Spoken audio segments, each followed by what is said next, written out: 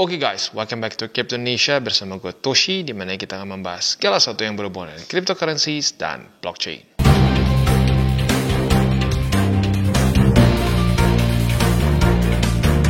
Dan kita kembali ke meme coins. Ya, jadi untuk meme coins kita bisa di sini terjadi koreksi yang dibilang gede banget sih enggak ya, hanya 0,52% secara keseluruhan. Tetapi dalam 7 hari, bukan 7 minggu ya, 7 hari terakhir kita bisa lihat mulai banyak yang kebakaran. Dogecoin dia ngedam 20% lah kalau kita bulatkan ya. 20%, Shiba Inu 14 something, ini Dogwif Head ya 13%, PP 15%, atau mungkin lebih fairnya ini dibulatkan ke atas 16%, Floki 24% kalau kita bulatkan, dan seterusnya. Bonk juga drop ya 22%-an. Jadi kita bisa lihat di sini, walaupun meme coins cenderung lebih bertahan dibandingkan daripada cycle kemarin, tapi ya, otomatis nggak anti ngedam. Dan seperti yang kita bisa lihat di DCWT tadi pagi gue udah bahas ya, bahwa ya pada faktanya kita suka nggak suka ya, memang Bitcoin dominance lagi meningkat. Nah, waktu Bitcoin dominance meningkat ini menandakan bahwa banyak yang mulai memindahkan lagi dana mereka ke Bitcoin, sehingga dominasi BTC ya naik begitu ya. Oke, selanjutnya kita akan charting dua meme coins yang dalam tanda kutip paling populer lah ya, yaitu PP dan Dogecoin. Sekali lagi, untuk meme coins ini gue udah bahas ya, gue udah selalu disclaimer bahwa ini bukan untuk jangka panjang. Gue pribadi di Dogecoin itu profit kayaknya puluhan ribu persen ya, tepatnya berapa gue nggak mau ngomong lah ya, tapi pokoknya puluhan ribu persen, untung banget. Tetapi gue selalu punya satu mindset bahwa meme coins itu adalah satu fenomena hype gitu ya, fenomena hype. Saat sudah hype-nya hilang ya dropnya juga akan signifikan. Dan kalau kita lihat di sini ya, pada faktanya kalau gue pribadi tuh TP di sekitar berapa ya, 70 sen sampai 80 senan seingat gue ya. Gue udah lepas kurang lebih di daerah segituan. Jadi ya masih jauh lebih profitable dibandingkan sekarang ya. Kalau sampai ada orang yang masih mau berdebat, BTC, ya BTC udah nih all time high gitu. Jadi kalau lu kemarin akumulasi BTC dulu, ya udah lebih profitable. Dogecoin buat lu yang masih nyangkut, buat orang-orang yang masih nyangkut dulu gara-gara zaman SNL, ya masih dalam keadaan yang merugi gitu sampai sekarang. Jadi makanya meme coins, boleh nggak profit dari meme coins? Boleh banget. Gue pribadi juga ya untung ribuan persen, puluhan ribu persen bahkan ya. Tetapi jangan sampai dalam tanda kutip kawin, nikah dengan meme coins. Ini yang terjadi di cycle-cycle, bukan cycle sih, cycle kemarin deh tepatnya ya. Banyak banget yang nikah dengan meme coins, walaupun bahkan sampai dia udah jelas-jelas rakpul pun, mereka masih banyak yang tetap beli. That's bad. Ya, jangan sampai seperti itu. Kita treat this as a vehicle aja gitu, sebagai suatu kendaraan yang jangka pendek sampai menengah. Jadi jangan sampai berpikir bahwa meme coins favorit gue akan mengalahkan Bitcoin, akan mengalahkan Ethereum ya. Balik lagi ke fundamentalnya. Selama fundamental mereka tidak bisa mengalahkan Ethereum, tidak bisa mengalahkan Bitcoin, ya itu adalah mimpi di siang hari ya. Tapi sekali lagi, profit sangat boleh. Gue pribadi juga profit gede dari meme coins ya. Nah, jadi kita bisa di sini untuk Dogecoin sendiri, kita bisa lihat dia masih reject oleh 18 sen ya. 18 sen ini adalah tadinya satu struktur yang lumayan bagus sih sebenarnya ya. Kita bisa di sini suatu struktur resisten yang ketembus pada tanggal 27 Maret, tetapi sayangnya hanya cuma sekali berhasil bertahan di atas di tanggal 2 April, udahnya tanggal 3-nya jebol dan sekarang berubah menjadi resisten. Kita lihat apakah dia akan daily close di bawah dari EMA20 atau tidak. Buat yang SOP-nya sama kayak gua, kemungkinan besar lu udah dapat posisi short dan kena target TP di EMA20. Tapi ya kita bahas dulu spot ya. Untuk spot berarti buy limit pertama kena, buy limit kedua juga kena di EMA20 ya. Buy limit ketiga masih cukup jauh di angka 0,14 di MA50 ya. Secara struktur gimana bang? Secara struktur not bad jujurnya, bahkan bisa dibilang masih lebih oke dibandingkan beberapa alts secara struktur ya, secara struktur, bukan minusnya. Kalau minusnya mungkin bisa lebih signifikan karena memang lebih volatile, tapi secara struktur dia masih bisa mempertahankan higher high, higher low, higher high, dan sampai sekarang walaupun tembus EMA20 ya, walaupun belum daily close, dia masih dalam tahap higher low ya, kalau sampai dia tembus EMA20 pun ya. Nah, untuk sekarang posisi futuresnya gimana? Posisi futuresnya seperti yang gue bahas tadi ya. Retest 1, retest 2 di 18 sen sebagai resisten sudah terjadi. Dan target TP sudah kena di EMA 20. Ya, berarti profitnya tuh nggak main-main 4,18%. Kadang-kadang orang tuh suka ini ya, ada sedikit bukan fata morgana apa ya. Di orang-orang berpikir, oh lihat nih strukturnya masih bagus, minusnya juga pasti masih lebih bagus Dogecoin dibandingkan beberapa alts. Padahal kalau lu cek ininya ya, set ini udah minus 24,81% dari higher high dia sebelumnya gitu. Jadi ingat, walaupun kelihatannya strukturnya bisa lebih oke, nggak berarti minusnya atau drawdownnya tuh lebih bagus dibandingkan yang lain yang sudah membuat lower low ya. Lebih amannya apa? Pakai tool ini ya, price range, tarik berapa ya. Oke, next kita akan geser ke posisi long. Posisi long kemarin juga sebenarnya setupnya kena ya, karena kalau kita di sini retest 1, retest 2 di EMA 20 sebagai support juga berhasil dan kena juga di hari bersamaan. Jadi sebenarnya tuh asik kemarin ya. Profit 3,5% ke atas dan bawah ya. Ini sebenarnya impian dari semua trader futures lah yang at least sama SOP-nya kayak gua ya. Kalau SOP-nya sama kayak gua nih enak, dua-duanya kena ya. Posisi shortnya kena target TP dan posisi long juga kena. Next kita geser ke PP. Untuk PP sayangnya di sini dia nggak dapat setup short ya, tapi ya sudahlah nggak apa-apa ya. Nah, untuk PP buy limit pertama tembus, buy limit kedua berhasil menahan, buy limit ketiga di sini ya di 0, ya baca sendiri nolnya banyak ya 591. Nah, itu untuk posisi spot di PP. Untuk posisi futuresnya retest 1, retest 2 sudah terjadi di 0, banyak 0, 659 ya.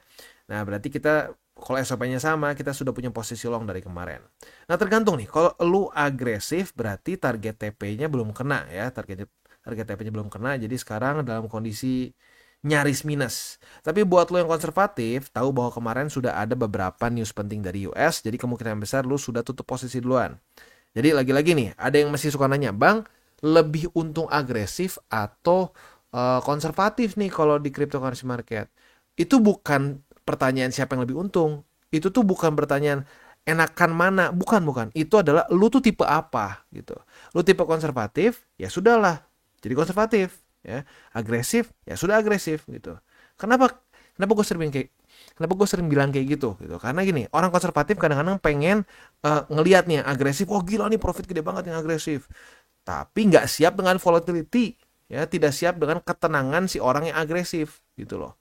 Nah, jadi gue ingetin sekali lagi, itu bukan siapa yang untung, siapa yang nggak untung gitu. Karena yang agresif ya bisa kita lihat di sini, ya jadi lebih nggak untung daripada konservatif. Gitu. Jadi sekali lagi, agresif konservatif adalah ngomongin soal risk tolerance lo, ya bukan lebih profit mana. Nah, itu untuk charting. Selanjutnya nih, ada nggak sih ya peluang lain? Presale. Ya, presale seperti kita tahu banyak banget yang profitable ya. Bukan cuma presale sebenarnya, presale, launchpad, launch pool. Ya, gue pribadi sih jujurnya lumayan banget. Gue pribadi lebih, ini bahkan sekarang tuh kayak lebih profitable dibandingkan gue di cycle kemarin ya. Nggak tahu kenapa launch pool, launchpad itu tuh lebih gile secara ininya ya, secara allocationnya dan secara pumpnya. Nah, jadi ya kayak ginian makin laku nih ya. Nah, presale ini dia ini akan launch 15 hari lagi harusnya di sini ya, karena dia kayaknya kalau kita lihat langsung ya. Ya langsung nih. Soalnya kayaknya dia nggak ada lagi apa namanya stage-nya, kayak cuma satu aja. Jadi ini bentuknya masih pre-sale. Sekali lagi ini bentuknya meme coins ya. Jadi meme coins ini secara apa namanya fundamentalnya very simple jujurnya menurut gue ya. Ada staking seperti biasa ya, dimana kita bisa mendapatkan APY. Tapi kalau gue pribadi sih mendingan ya udahlah gitu. Kalau gue pribadi ya, kita beli nih ya, kita beli terus nanti dia launch, nah jual, udah jual ya.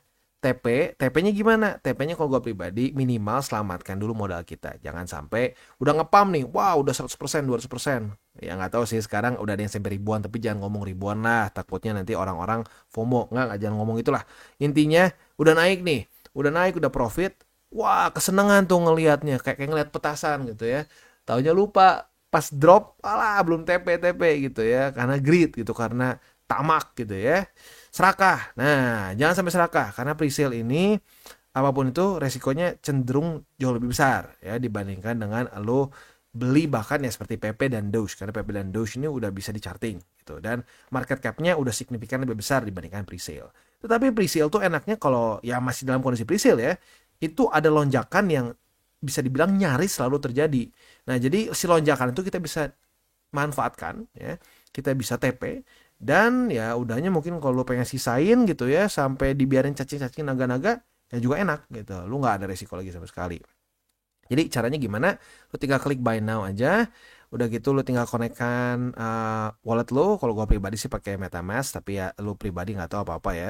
Ya tiap orang bisa beda-beda, tapi kalau gua pribadi pakai ini ya, pakai si MetaMask. Oke, nah tadi nggak tahu kenapa gua kayak salah klik terus ya.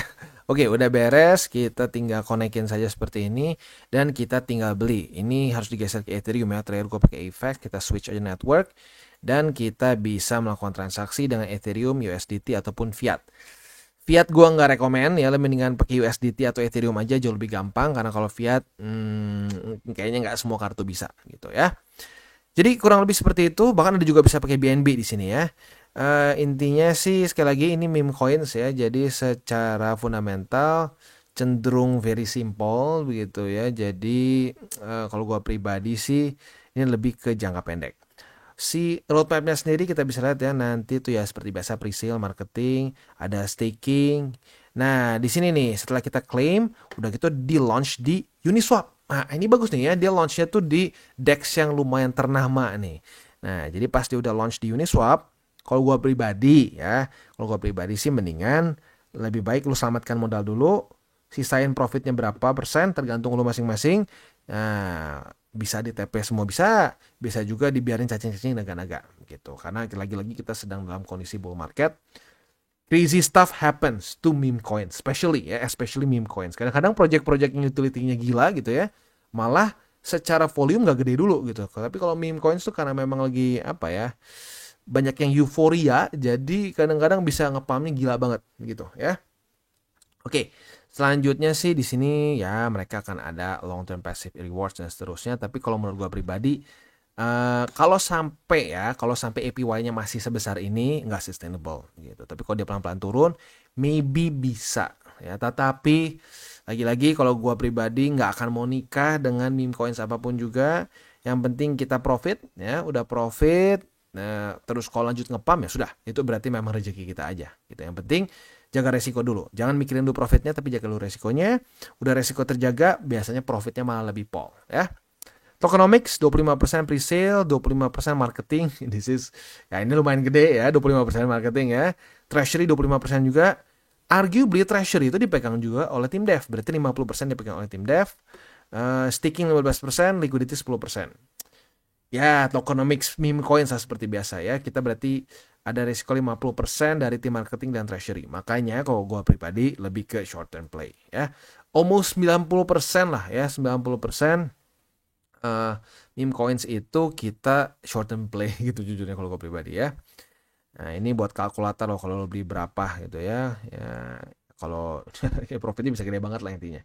Tapi ingat, jaga dulu resiko, udah resiko yang terjaga baru profit menurut gue ya.